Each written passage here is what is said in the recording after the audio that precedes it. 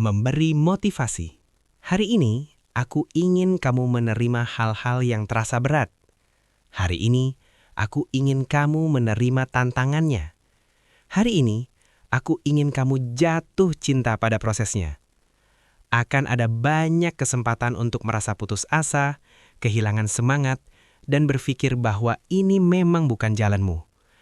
Tapi, jika kamu ingin mencapai takdirmu, kamu harus punya tekad yang sudah bulat. Jika kamu menyerah setelah pertama kali, kelima kali, atau bahkan ke-30 kali, itu berarti kamu sebenarnya tidak menginginkannya dengan cukup kuat. Harus ada sesuatu yang kamu yakini dengan sikap tanpa henti. Kamu tidak tergoyahkan oleh betapa mustahilnya kelihatannya.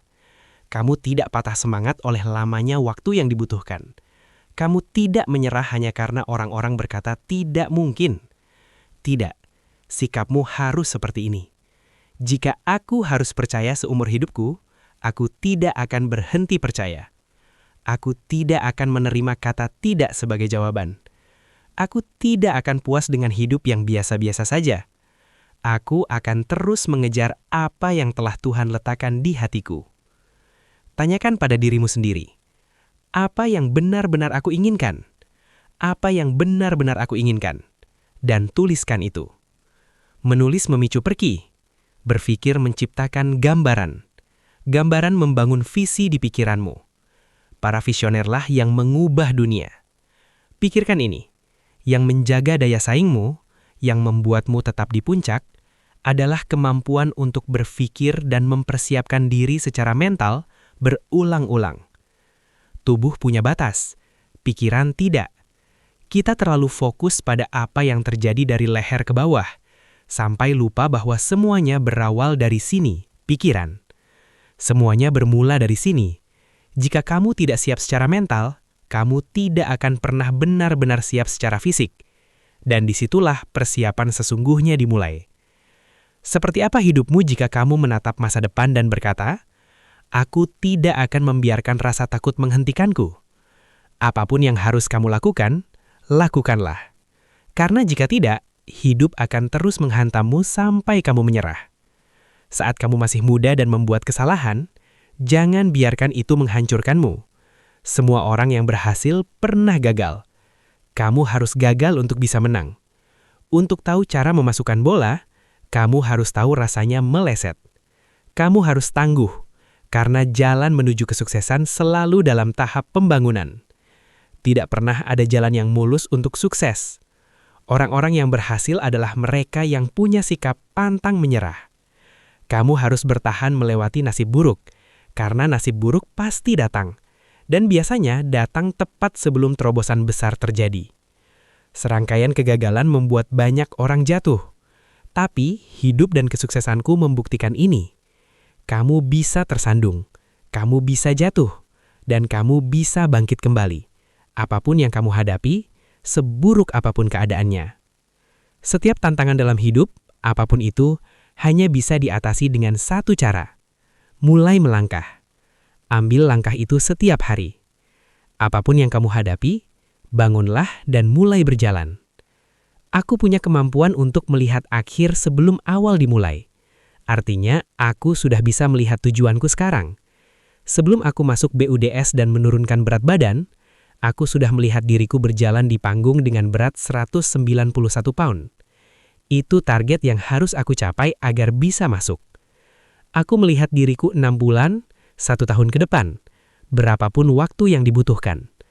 Aku melihat diriku menerima sertifikat kelulusan dari BUDS. Saat itu aku masih 300 pound. Jauh dari target. Tapi aku menempatkan diriku di momen itu jutaan kali setiap hari. Perasaan ya Tuhan, ini akan luar biasa. Itulah yang membuatku bertahan. Itulah yang membuat rasa sakit menjadi berarti. Aku rela merasakan penderitaan selama 18 bulan demi beberapa detik kebahagiaan. Dan itu sangat sepadan. Orang-orang tidak memahami ini. Aku menempatkan diriku di garis finish sebelum lomba dimulai. Visualisasi adalah alat terbesarku dalam hidup. Aku sudah melewati air es, lomba 100 mil, jutaan kali di pikiranku sebelum benar-benar melakukannya. Saat rasa sakit itu datang, tidak ada kejutan. Aku sudah pernah mengalaminya di pikiranku. Aku pernah merekomendasikan buku kecil The Richest Man in Babylon. Aku sudah berbicara di depan lebih dari 3 juta orang. Tebak berapa banyak yang benar-benar membeli bukunya? Sangat sedikit, mungkin hanya 10%. Buku ini mudah ditemukan, mudah dibeli, murah, mudah dibaca. Lalu kenapa tidak semua orang membacanya? Karena sebagian orang mau, sebagian lagi tidak. Angkanya tidak berubah. 10 tahun lagi pun tetap sama. Yang berubah hanya orangnya. Aku dulu bagian dari 90% itu. Sama seperti 97% yang bahkan tidak punya kartu perpustakaan. Mereka lebih jago menyalahkan pemerintah, perusahaan, sistem. Saranku hari ini, jauhi 97% itu. Jangan bicara seperti mereka. Jangan pergi ke tempat mereka. Jangan bertindak seperti mereka. Buang daftar alasan dan kambing hitam itu. Sadarlah sepenuhnya hari ini, karena lingkunganmu bisa menghipnotis, mempesona dan melumpuhkanmu. Dan yang terpenting, ambil tanggung jawab penuh atas hidupmu. Memberi motivasi. Seorang anak pernah berkata, tanggung jawab adalah sesuatu yang kita harapkan dari orang lain. Ini sangat benar. Kebanyakan orang takut menerima tanggung jawab. Itu hanyalah fakta kehidupan. Dan kita bisa melihatnya terjadi setiap hari. Kita bisa melihat diri kita sendiri menjadi kesal ketika dokter gigi membuat kita menunggu dan kita duduk membaca majalah lama padahal janji kita sudah lewat 30 menit. Tetapi kita tidak berhenti sejenak untuk berpikir bahwa kita sendiri lupa mengirim pembayaran cicilan bulan ini. Kita bisa melihat diri kita semakin marah karena rekan bisnis seharusnya menelpon jam 12 dan sekarang sudah hampir jam 2 siang tetapi telepon masih tidak berdering. Namun kita tidak berhenti untuk memikirkan panggilan-panggilan yang kita sendiri lupa balas saat kita sibuk marah-marah. Kita bisa melihat diri kita menulis surat keluhan kepada maskapai karena penerbangan tertunda, tetapi kita tidak menulis surat keluhan kepada diri kita sendiri ketika kita datang terlambat ke suatu acara, padahal itu sebenarnya bukan ide yang buruk sama sekali. Ya, kita bisa melihat penghindaran tanggung jawab setiap saat, baik dalam kehidupan pribadi maupun profesional. Dan ada satu hal lagi yang juga sering kita lihat. Kita bisa melihat bahwa kebanyakan orang tidak sesukses yang mereka harapkan. Apakah kamu melihat hubungan antara dua hal yang sangat umum ini? Saya tentu melihatnya. Dan pada akhir sesi ini, saya harap kamu juga akan setuju dengan saya. Saya harap kamu akan memahami bahwa demi kepentingan terbaikmu sendiri, kamu perlu mengambil tanggung jawab atas segala sesuatu yang kamu lakukan. Tapi itu baru permulaan. Saya juga akan menyarankan bahwa seringkali justru yang terbaik adalah menerima tanggung jawab atas kesalahan orang lain, terutama ketika kamu berada dalam posisi manajerial atau kepemimpinan. Saya bisa membayangkan kamu berkata, "Apa? Menerima tanggung jawab atas kekacauan orang lain? Gila, kenapa saya harus melakukan itu?" Nah, itu pertanyaan yang wajar, dan dalam beberapa menit ke depan, saya akan mencoba menjawabnya. Salah satu kelemahan saya dalam kehidupan pribadi adalah saya tidak suka hal-hal teknis. Jadi meskipun saya harus ada di Twitter, Instagram, dan Facebook, saya sebenarnya tidak menyukainya. Jadi, apa yang saya lakukan? Saya mencari seseorang yang menyukai hal itu. Saya mencari seseorang yang memiliki kekuatan di area yang menjadi kelemahan saya, lalu saya bekerja sama dengan mereka. Tujuannya hanya satu, mencapai tujuan. Tidak ada seorang pun yang bisa mencapainya sendirian. Semua orang membutuhkan bantuan. Ketika kamu tahu apa kekuatanmu, jadilah percaya diri, bukan sombong. Kelola kekuatanmu, pahami apa saja itu, dan jangan biarkan siapapun membuatmu meragukannya. Itu membuatmu siap bertarung, siap menghadapi tantangan. Kamu harus tahu siapa dirimu. Itu membantumu mengembangkan keterampilan sambil terus menguatkan kekuatanmu. Ini bukan tentang berhenti. Kamu harus terus mengembangkan kekuatan. Jangan biarkan siapapun menghalangimu. Pada saat yang sama, kamu juga harus bekerja untuk memperbaiki kelemahanmu. Jadi meskipun bertentangan dengan keinginan saya sendiri, saya tetap harus menggunakan Instagram, Twitter, dan Facebook.